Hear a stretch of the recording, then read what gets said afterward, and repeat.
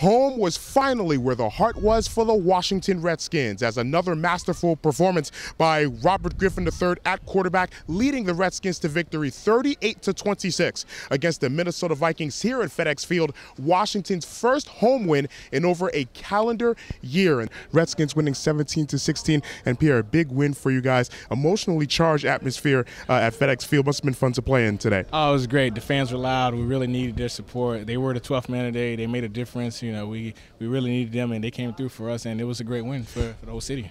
Old man Willie Brown. Willie, first of all, you like you can still bump and run some wide receivers right now. Well, I may be able to bump, but I can't run. Now, it's great being out here. Just talk about your experience here with NFL Play 60. Oh, I thought it was great. You had a lot of kids out, and they got a chance to work with pro players, former pro players, and give them a chance to do some exercise and just have some fun. At least for the Seattle Seahawks, coming into this game with a 5-game winning streak, one of the hottest teams in the National Football League, and one of the best defenses, if not the best defense in the National Football League. 4th in total defense, 1st in scoring defense, only allowing 15 points per game, and they're actually getting a boost on defense. Their Pro Bowl cornerback Brandon Browner coming back, eligible for this game after serving a 4-game suspension. Tied at 63 with 38.6 seconds to go, alongside the coach John Williams. Adesina Koiki here with you. Norfolk State has the ball. Where do they go to for points with 38.6 seconds? Right now, I would get the ball into Williams' hand, or if not, try to do a clear out with Johnson on the inside. And as important as it was for the offense to key the Redskins to victory, its defense definitely held the fort, especially at the beginning of the game. Each of the Vikings' first 3 possessions on offense went inside of the red zone for the Washington Redskins, but the Vikings only got field goals on each of those 3 possessions. And after the game, I talked with one of the Redskins' defensive stars, Ryan Kerrigan, and we talked about, among other things, the importance of those defensive stands early in the game.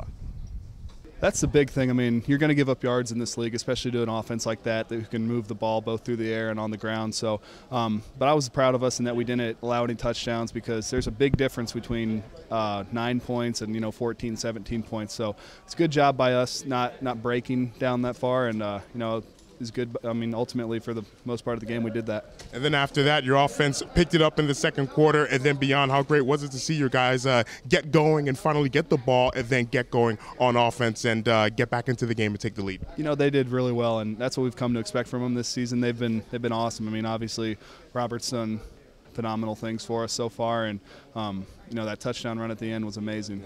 31-12, you guys were up, and then Minnesota started to make a little bit of a comeback. Was there a little bit of complacency? Was it Minnesota just playing better? Just talk about Minnesota's comeback and how that came about, at least in your eyes. They're a good offensive unit. I mean, they can move the ball on the ground and through the air. With they got probably the best running back in the NFL, and he's coming off a knee injury, but you wouldn't know it. And I mean, they're going to get some yards, and they're going to. I mean, it's tough to keep a team like that out of the end zone, and unfortunately we couldn't do it. But our offense had our back in the end.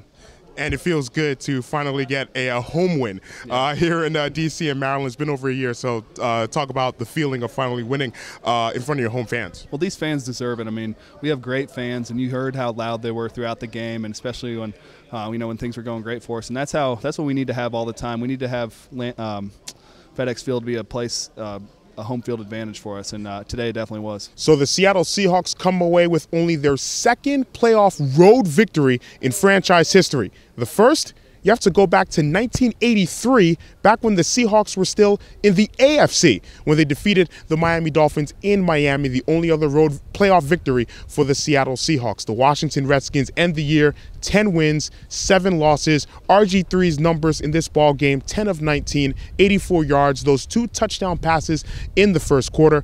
Alfred Morris, 80 yards rushing on 16 carries in the ball game for the Washington Redskins, but it was not enough, as the Redskins, 10-7, lose their playoff game here at FedEx Field 24-14, ending the 7-game winning streak that the Washington Redskins had. The Seattle Seahawks will now go into Atlanta with a 6-game winning streak. It'll be the Seattle Seahawks and the Atlanta Falcons on Sunday at 1 o'clock from the Georgia Dome in the divisional playoff round.